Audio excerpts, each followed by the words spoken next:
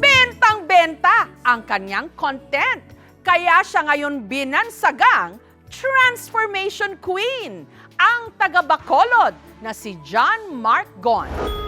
Ano ang gagawin mo kapag naka-organic encounter o nasalubong mo ang iyong crush? A. Kikiligin? B. Tatakbo kasi shy type ka? C. Deadma lang, nonchalant ang atake? O D. Gagayahin ang lalaking ito na lilingon, sabay magta-transform? Magiging magandang Eya o babae at saka mag-e-emote sa chorus ng hit song na Hanggang Ngayon.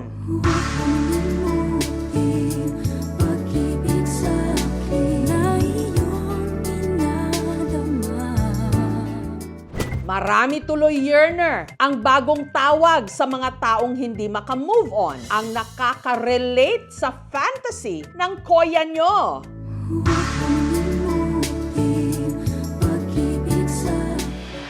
Kaya kumasa na rin sila sa Wag Mong Limutin trend.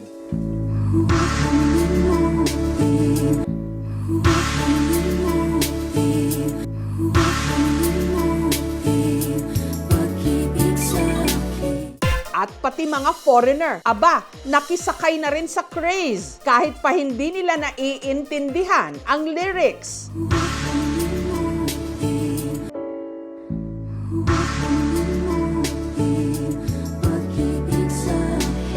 Ang ilan sa kilalang celebrities at influencers nakikollab na rin sa kanya.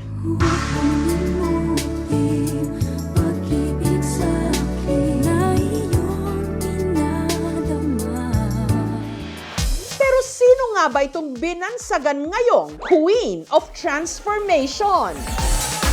Ang pasimuno ng paandar na ito, ang content creator mula Bacolod City sa Negros Occidental, si Gon, na aminadong na-shock na pumatok ang kanyang videos hindi lang sa Pilipinas, pati na abroad.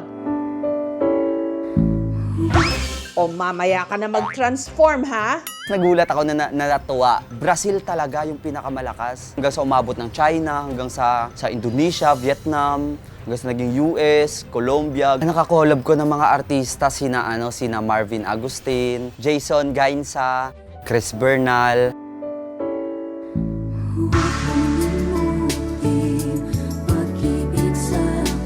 Pero ang pinaka-naloka raw siya ng pati mismong singer ng kantang Hanggang Ngayon na si Queen of R&B Kyla, nakipag-collab na rin sa kanya.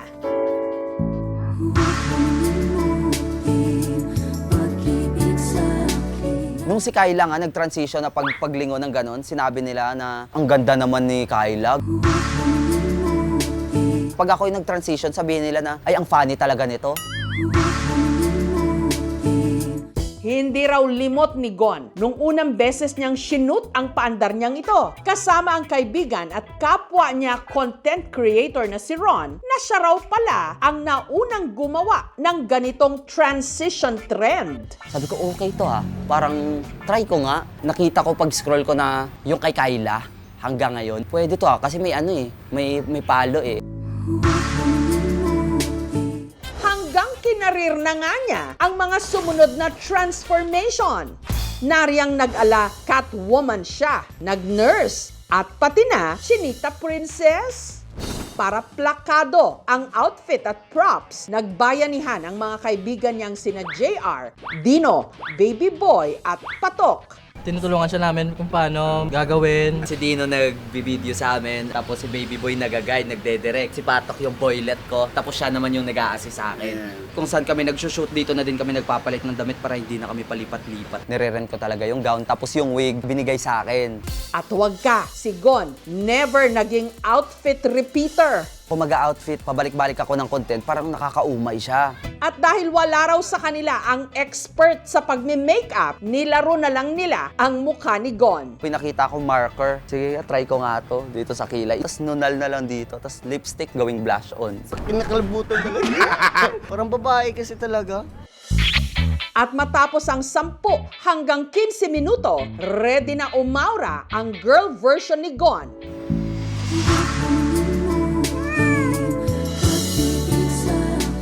Ang kanyang alter ego na si Calio. Ako si Calio. 'Di ba? Fresh lang. Ano naman kaya ang kaibahan ng kanilang persona?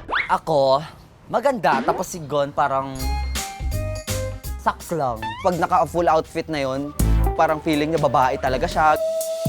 Ako mayain ako, miss eh. Di yan mayain, uy. Gusto lang lagi ni Calio magharot talaga. Magpabebe, ganun, magpa-cute. Demure lang. Turpi po talaga ako eh. Parang doon ko din siguro nilalabas. Kung sa talento, saan kaya sila magkakatalo? Masisira si Calio pag ganun, pag kumakanta siya. Anong masisira ka dyan?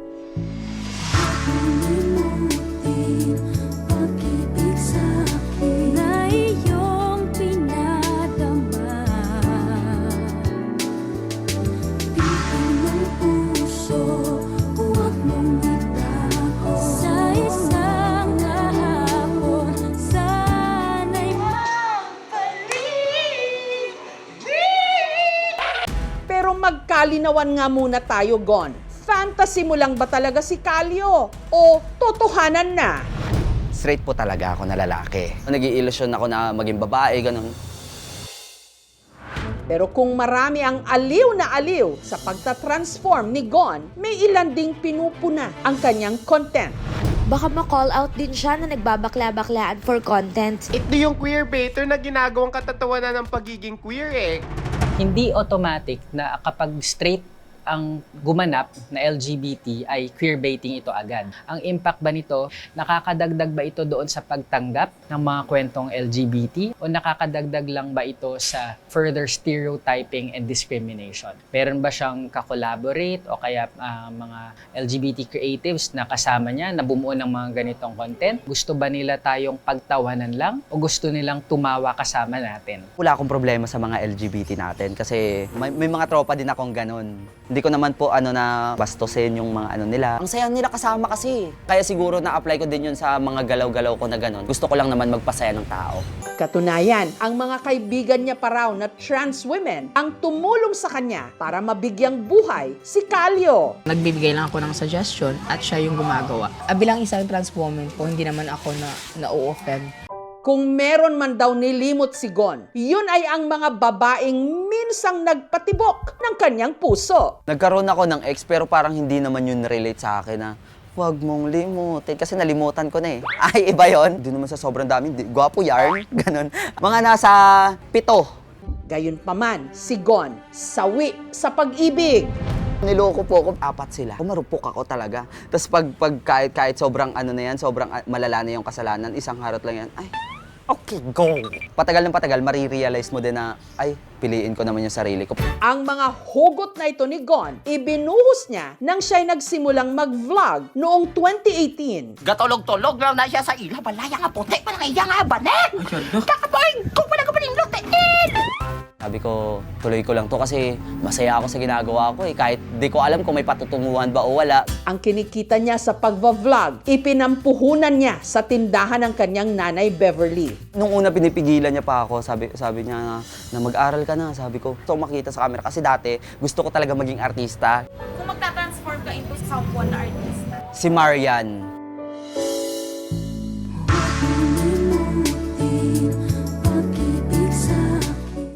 Hanggang sa nagbunga na nga ang kanyang pagpupursige dahil sa million views ng kanyang transformation videos, kumita ang kanyang mga content.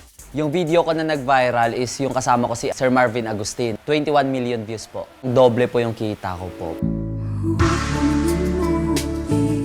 Nakapagpundar na ngayon si Gon ng kotse at naipa-renovate na rin niya ang bahay nila sa Bacolod. Pasalamat po ako kasi si John Mark tumutulong na sa amin. Ang wish ko lang kay John Mark, matuloy-tuloy yan po ang iyang trabaho. Kung saan man saya man, supporta lang po kami. Ang pinanghihinayangan lang ni Gon, hindi na raw siya nakitang sumakses ng kanyang ama.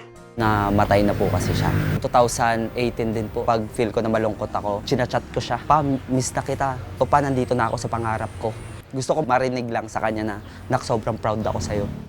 Samantala, nitong Biyernes, may isang kapuso celeb na gusto ring makipag-collab kay Gon. Makontrol kaya ni Gon ang kilig at hindi maiwasang hindi tumingin kung ang kanyang makaka-encounter ang TDH o ang tall, dark, and handsome at sparkle artist na si Anthony Constantino. Parang ganon. Opo. Parang...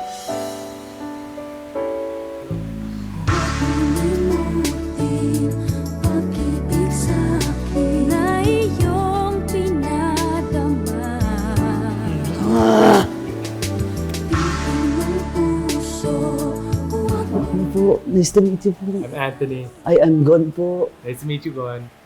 I've seen your content. Ay, hindi po. Hala, ang gwapo niyo po pala sa personal. Parang magta-transform ako bigla, ano ba?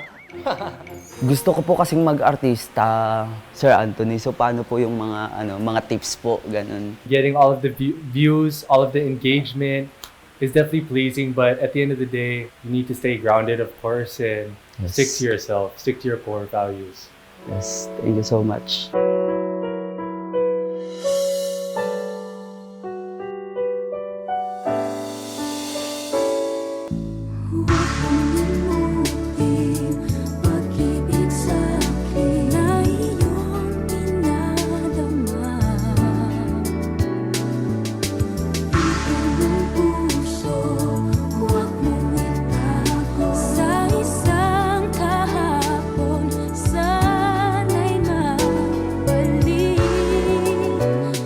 Kung lilingunin ko man yung mga dati kong mga pinagdaan ko dati, sobrang layo na po talaga. Kasi dati parang pangarap ko lang to, ganun. Grabe yung blessings na binigay, parang hindi ko ine-expect. Sa bawat lingon, hindi lang anyo ang pwedeng magbago. Malay mo, pati ang kwento ng iyong puso.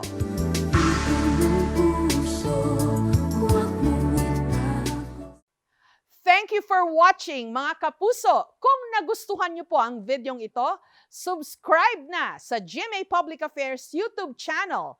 And don't forget to hit the bell button for our latest updates.